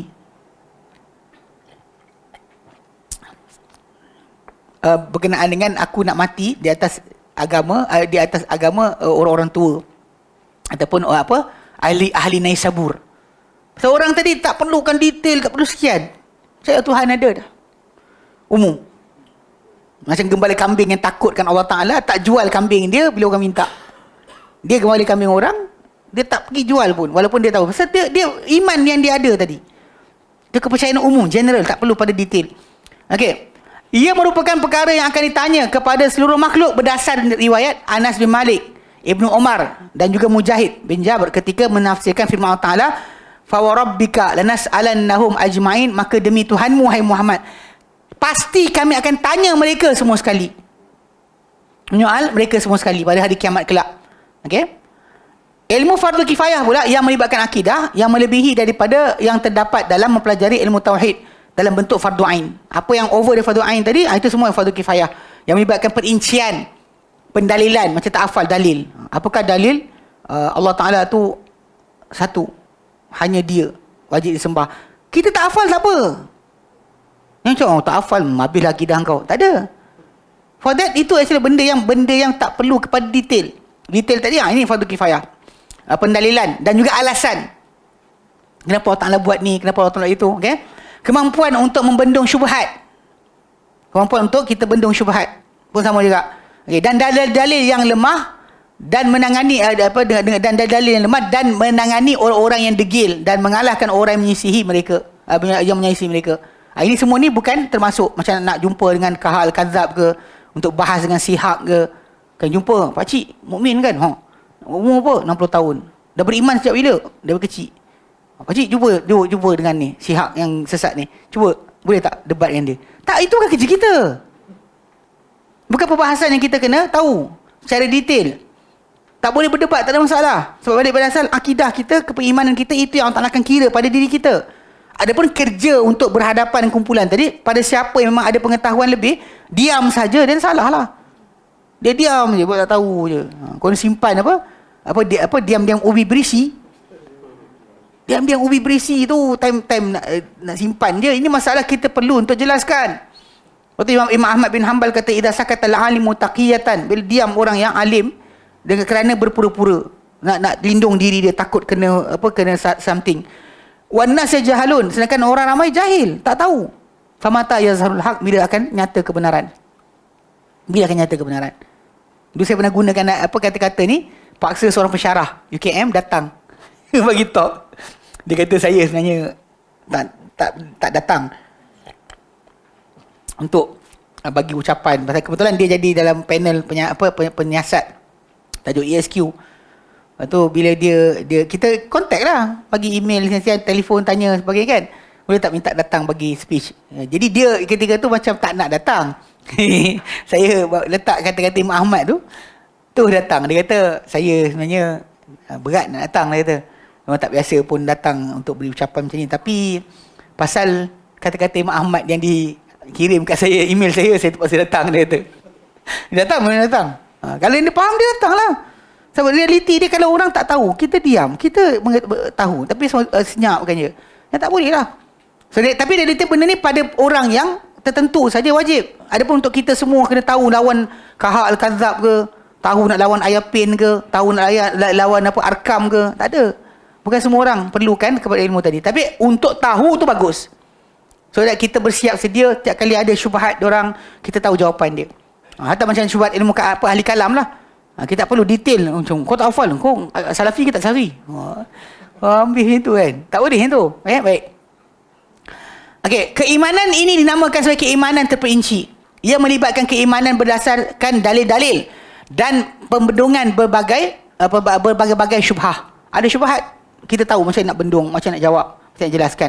Ia termasuk ke dalam ilmu fardu kifayah yang paling mulia dalam Islam kerana dia menafikan takwilan golongan batil dan membeteras golongan yang melampau. Memang paling besar lah dalam fiqh ke dalam hadis dan sekian. Benda ilmu terperinci ni, ilmu fardu kifayah ni bagus. Tapi pada sudut akidah, sudut tauhid lagi besar. Jadi melibatkan pokok pangkal bagi agama. Itu tentang Allah Ta'ala itu sendiri. Okay. Tidak ada satu zaman yang kosong daripada orang melaksanakan fardu kifayah ini. Yang penting ini, tiada satu zaman yang kosong daripada orang melaksanakan fardu kifayah ini. Memang kita lihat sepanjang sejarah, setiap kali ada syubhat datang dalam agama, memang ada Allah Ta'ala jadikan manusia-manusia yang mempertahankan agama daripada dalam agama itu sendiri. Okay? Tidak diragui lagi menjaga akidah manusia lebih penting daripada menjaga tubuh badan. Akidah dia. Sebab kadang kita kata benda ni lah tajuk dia. Orang tanya kenapalah kita ni sibuk sangat.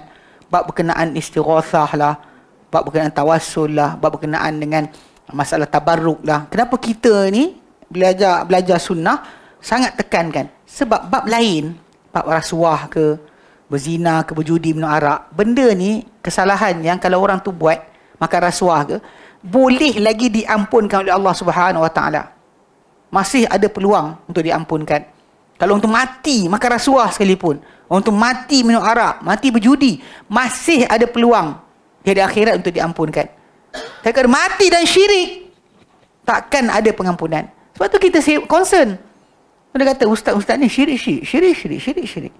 Semua syirik. Kan? Apa sikin Sikin. Kan? Syirik memang itu tajuk asal dia. Bab lain tak kisah, buat benda buatlah.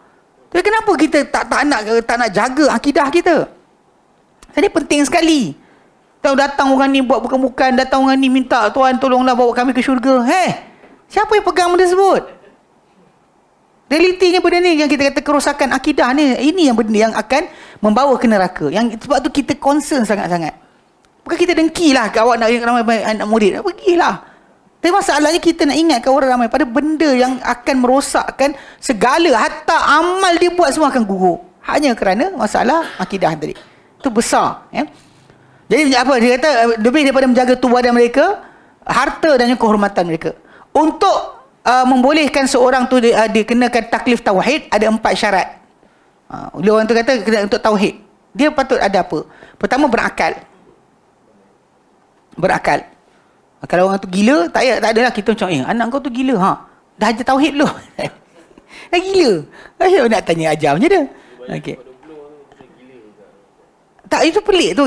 Sebenarnya perbahasan sifat 20 tu sahaja. Kalau hafal 20 tak jadi. Kita kecil lah hafal juga. Alhamdulillah tak gila.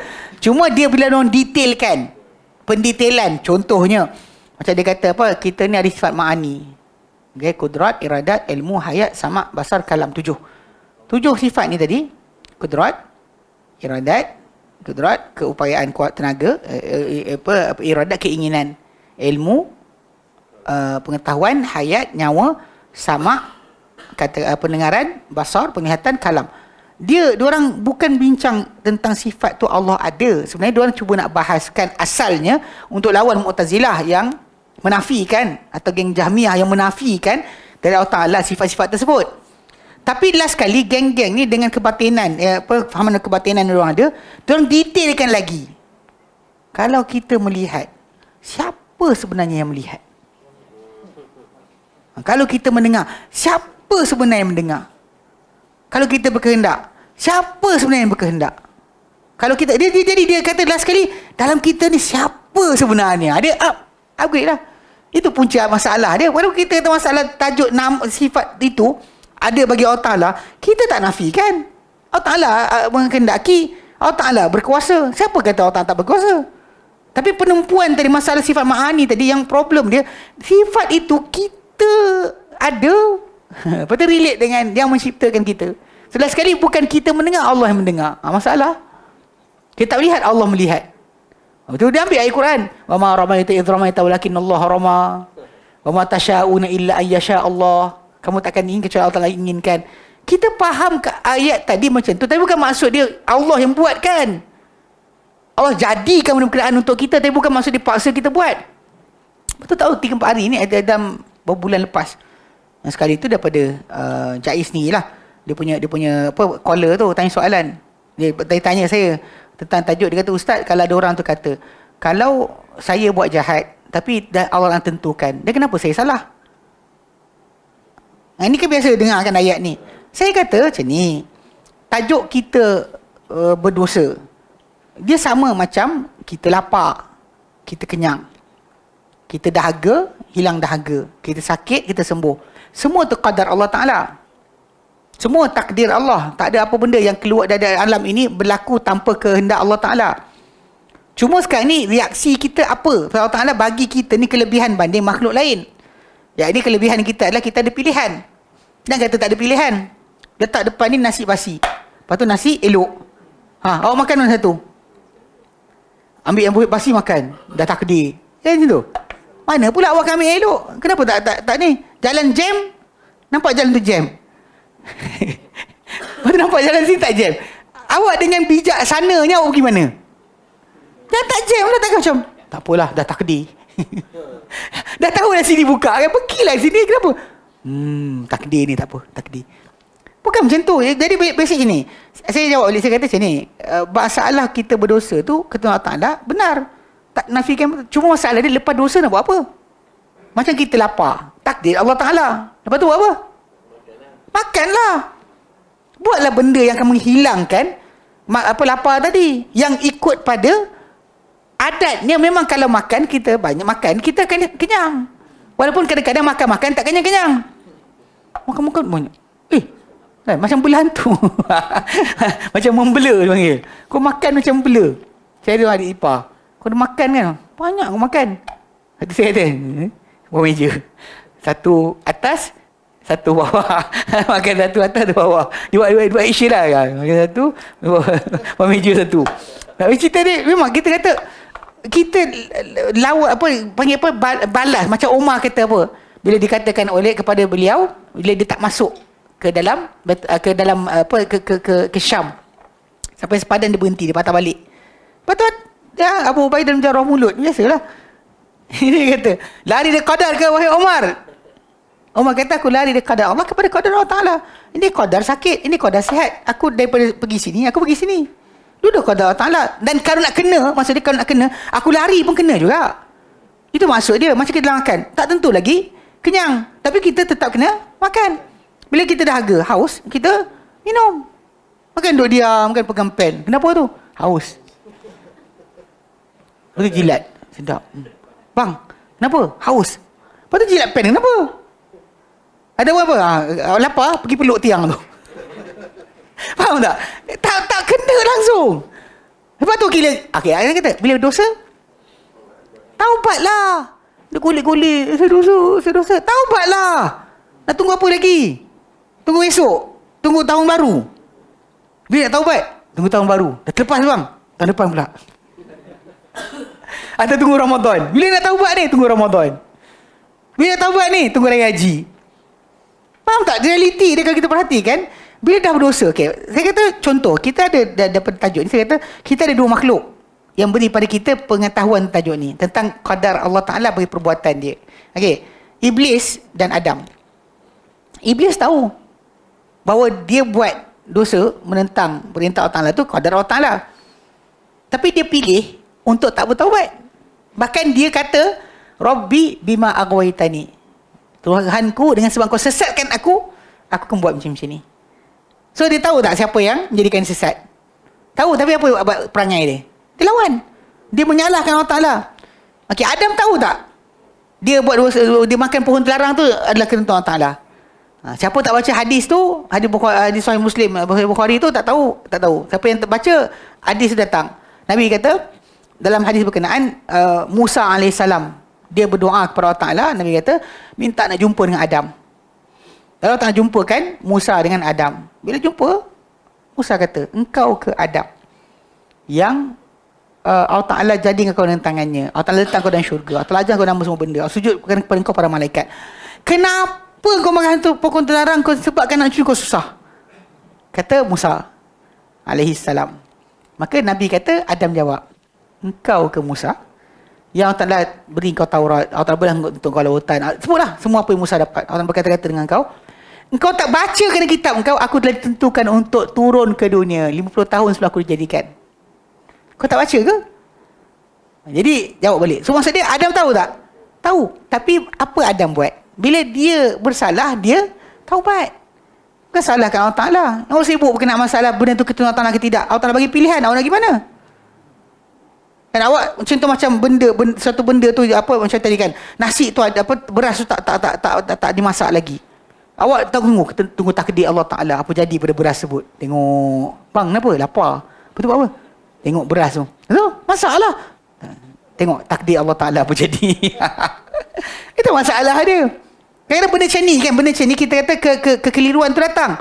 So kita perlu cari jawapan untuk hilangkan keraguan tadi. Lepas saya jawab tu, dia kata terima kasih lah. Ustaz jawab soalan saya, dia kata, okey lah, tak apa. Cik dah sambung tauliah. Dah ada submit dah, dia kata. Tak apa, tunggulah, dia kata nanti. Tapi realitinya, benda tersebut, maksud dia, diorang makan test. Benda ni antara benda yang apa kerap ditanya sekarang ni. Ada kawan saya pun tanya. Kawan saya yang belajar sekali kat Yaman tu, tanya soalan yang sama. Saya macam benda ni macam benda yang ditimbulkan oleh orang ramai. Sebab banyak orang gunakan tajuk, dia nak buat maksiat, dia kata, dah, Allah tak tentukan, aku buat, kenapa aku salah? Itu realiti yang sering kita tak perasan. Okay? Jadi kata pertama, berakal. Kedua, balik. Maksudnya kalau bawah umur balik, belum lagi balik, maka taklif tadi tak berjalan lagi. Maksudnya tak ditaklifkan dia. Tapi kita ajar, patut ajar lah. Takkan tak ajar anak kita. Siapa cipta ni? Tak tahu. Mak, macam ni jadi macam ni? Tak tahu. Mak, kenapa hujan turun? Tak tahu. Jangan macam tu. Nanti belajar sendiri. Ajar dia kecil lah. Bahkan ajar dia. Ya Allah, aku nak sekian. Ya Allah, aku nak sekian. Suruh dia nafaskan. Ya Allah, tolonglah aku. Ajar. Dari kecil. Biasakan. Ini ajar hantu. Banyak apa ajar anak hantu. Dia malas nak ambil anak dia masuk bilik. Ambil tu. Tangkap dia. Budak tu macam, Siapa? Tak diajar. Saya ingat kawan-kawan saya kan. Saya tu pergi kampung kawan saya. Adik dia, umur 5 tahun. Bawa slide, naik atas bukit. Dari 15 minit ke 20 minit. Untuk naik ke atas. Budak ni tak takut kecuali anjing. Anjing takut terkam. Kita kalau nak keluar macam tu, budak macam tak keluar dah. Nak pagar rumah, kunci rumah, apa, mangga rumah punya kunci pun menggelupur lari, takut kena tekam dia hantu. Kecil-kecil ajar macam tu. Kalau tak diajar, tak jadi tau. Sebenarnya, kalau kita ajar anak kita, takkan jadi. Sebab tu, ajarlah dia tauhid. Ajar dia, ada Tuhan ciptakan. Jadi ni sebab Allah Ta'ala jadikan. Siapa ciptakan? Allah Ta'ala jadikan. Kalau keluar, anak tu soalan. Abah, Allah tinggal mana? Dia start soalan gitu. Atas lagi. Tak kata macam, di mana-mana? Jenuh budak tu. Kat mana? Kat sini ke? Kat sini ke? Kan jenuh budak. Cakap atas lah. Cakap tempat benda lain. Pelik betul. Okay, so, sihat panca indera pendengaran. Paling kurang pendengaran. Zaman dulu memang betul.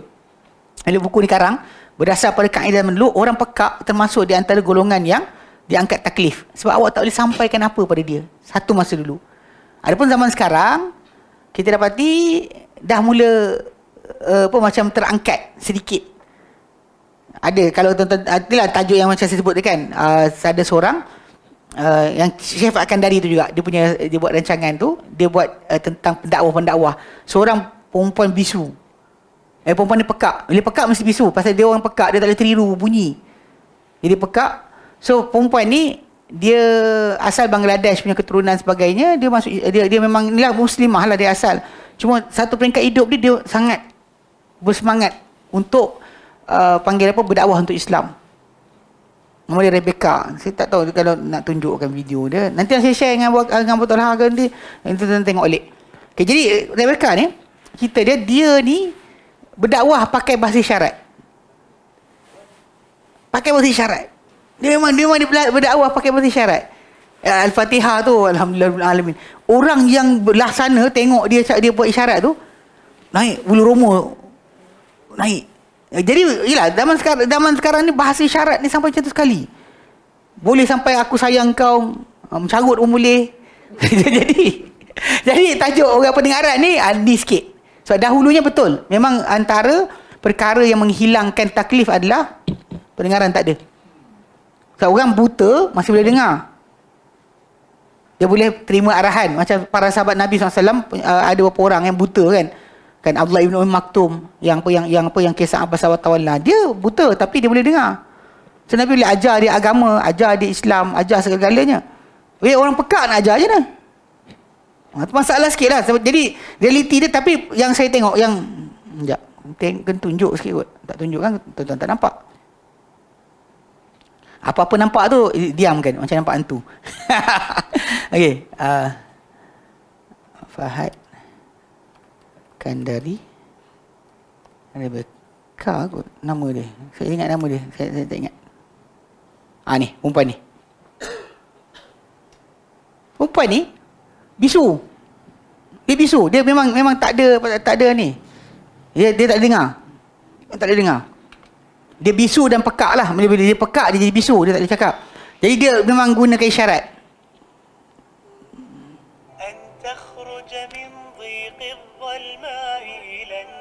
Okey. Saya ke depan sikit lah. تولد ثانية والماضي مغفور.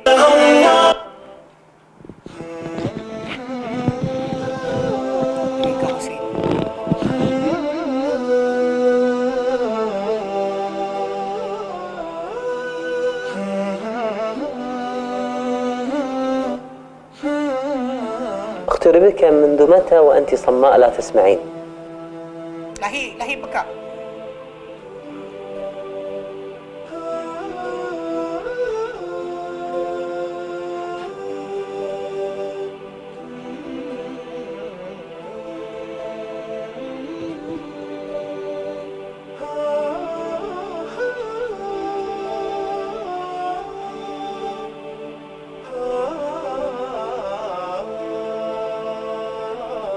Boleh baca kan, baca terjemahan tu. Oh, cerita movie boleh tengok. Faham? Di atas tu berharap. Pekak lah dia, pekak. Jahil pekak.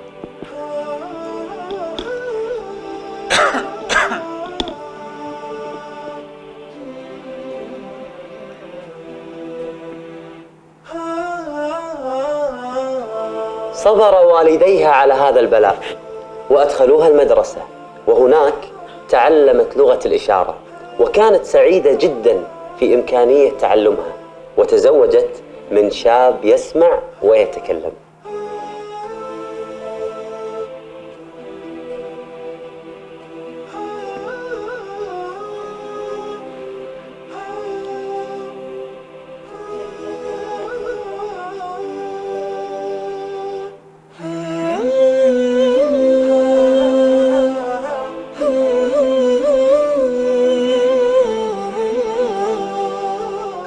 Of 25, most probably I met now my wife Rebecca. Her family, her father was not that interested because she is deaf, I am not. There will be communication problem. They knew that. That's what they thought. So I told her, no, I will learn sign language. I promised, and then after we got married, still for last 28 years, I'm not at her speed, because I'm old. I'll never catch up her speed in sign language. مع أنها كانت بعيدة عن الإسلام وتعاليمه، لكنها صدمت بتحول العديد من فئة الصم للمسيحية، فقررت الالتزام بنهج الدين وأن تكون داعية للإسلام.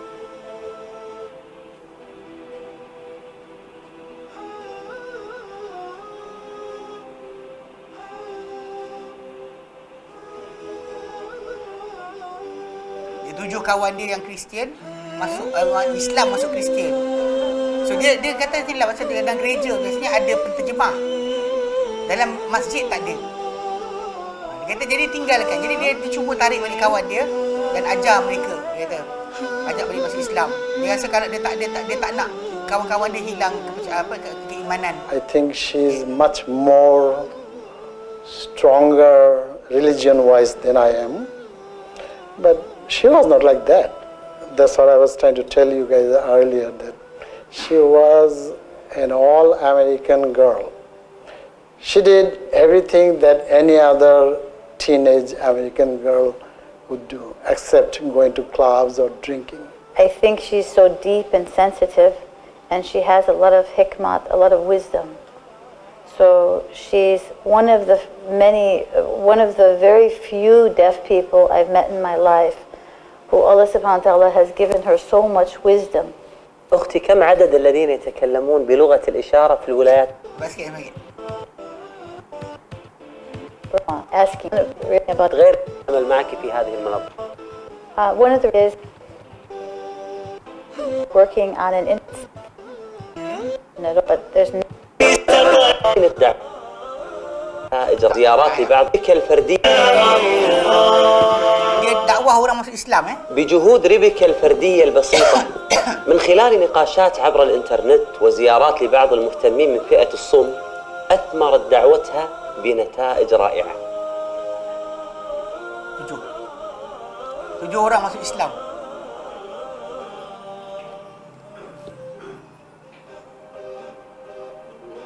Nah, 2 orang Kanada. Dia rasa memang 2 orang akan barangkali 2 orang akan masuk Islam. Nak ajak datang sini dia tu.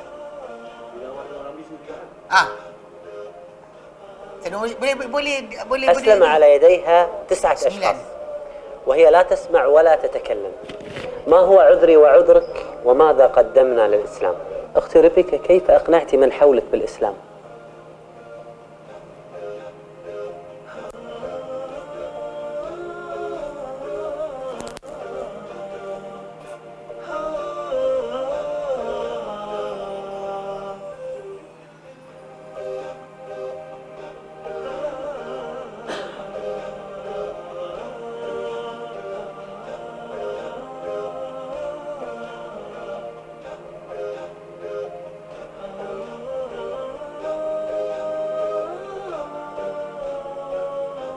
Dia kata apa bila dengar Quran tu dengan cara isyarat tu naik rasa bulu roma naik. Orang tu cakap. in Surah 80, the people man feels like, oh, Dia tunjuk.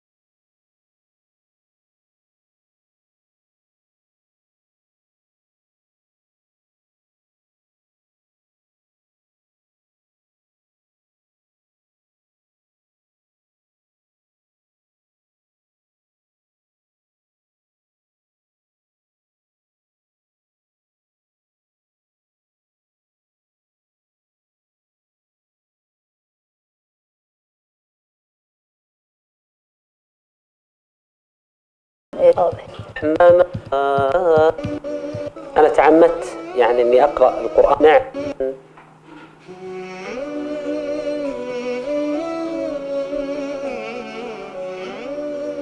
سبحان الرحمن. Iman, this kind of love for Allah. الرحمن علم القرآن خلق الإنسان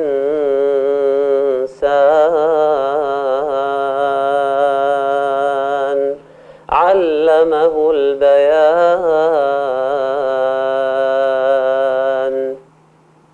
Tak dengar apa ni. Pendengaran ni kosong dengar.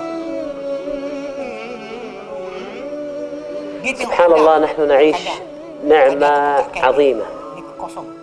أنا تعمدت يعني إني أقرأ القرآن عليها وأجد يعني أقول لها يعني ماذا تشعر وأنا أقرأ؟ قالت أنا يعني أرى وجهك فقط يعبر ولكن أنا لا أسمع شيء. وهي تتمنى أن تسمع كلام الله سبحانه وتعالى فقط. هل تستطيع أن تقرأي شيء من القرآن؟ Cuba. Ni pasal dia tiru mulut orang tau. Bismillahirrahmanirrahim. Bismillahirrahmanirrahim. Allahumma syamin lam yalam palam Bismillahirrahmanirrahim. Bismillahirrahmanirrahim. Allahumma syamin lam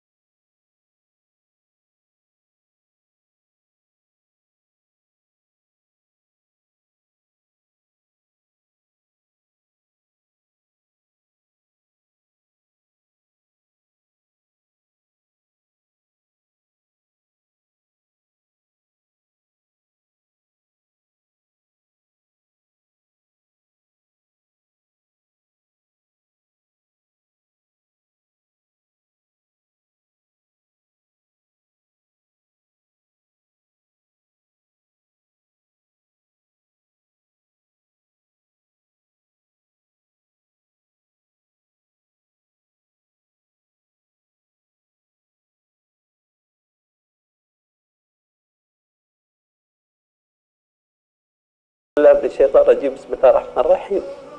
ونحمل المصاحف أمامنا ونحمل القرآن ونحمل هداية القرآن وحياتنا مع القرآن. والله لا أستطيع أن أكمل هذه الحلقة. Okay, jadi macam kita tengok kan, dia kalau ikutkan pada sini, ikut kisah ni lah. Boleh dah belajar. Yang mencarut boleh. Kan? Memang kita kata dia boleh tarik orang masuk Islam. Guna bahasa isyarat saja. Tadi dia dah advance sebenarnya. Cuma tapi bahasa isyarat dia berbeza tau. Ikut bahasa. Ikut bahasa. Bahasa isyarat Arab lain, English lain, Melayu lain. Tak sama. Pasal dia terjemahan kepada kalimah-kalimah tu sendiri. Baik. Sihat panca indera pendengaran dan penglihatan. Dan juga sampai seruan. Tapi kalau penglihatan ni kalau ikutkan kepada kisah Abdullah ibn Maktum, penglihatan dia tak elok pun dia boleh masuk Islam. Jadi sampai seruan, sampai kepada dia panggilan untuk beriman kepada Allah Subhanahu Wa Taala. So sudut kisah ni tadi kan yang saya tunjukkan tu, benda macam tu lah tengok. Ni benda lain tengoklah benda kan dekat di YouTube, tahu benda korang tengok. Tengok benda macam tu lah bagus. Boleh tengok macam mana kan dakwah yang dibuat. Kan dia pekak, dia betul abang kita kata ada orang boleh dengar bantuan, dia tak boleh. Dia kalau letak apa sekalipun, Rebecca ni takkan boleh dengar apa. Kosong. Zero. Yang kita dengar dia cuba nak baca Quran tadi tu, sebenarnya dia tengok mulut orang. Pergerakan mulut. Orang tu sebut itu dia try imitate. Tapi dia sendiri pun tak dengar suara dia. Dia sendiri pun tak dengar suara dia. Tak ada suara dia dengar. Ni realiti lah. Jadi kalau ikutkan pada tajuk ni, penyampaian bahasa isyarat tadi pun wajib lah. Pada kifayah lah. Kena ada orang berdakwah. Kalau tidak nanti kita kata orang yang tak ada pendengaran terus kita tinggalkan macam tu saja. Sedangkan dia boleh. Dia pekak, tak boleh bercakap bisu, tak boleh baca Quran, tapi boleh tarik orang masuk Islam. Kita ada pendengaran, ada penglihatan, ada semua sekali, tapi berapa ramai dah? Tak ada dah kan. Kita lain kita banyaklah buat, tapi untuk ajak orang masuk Islam tu tak ada. Okey. Baik. Wallahu a'lam, kita berhenti sini. InsyaAllah nanti kita sambung lagi pada bulan yang akan datang. Wa sallallahu ala Muhammadin wa sallam alhamdulillah rabbil alamin. Subhanakallahumma bihamdika asyhadu an la ilaha illa anta astaghfiruka wa atubu ilaik. Assalamualaikum warahmatullahi wabarakatuh.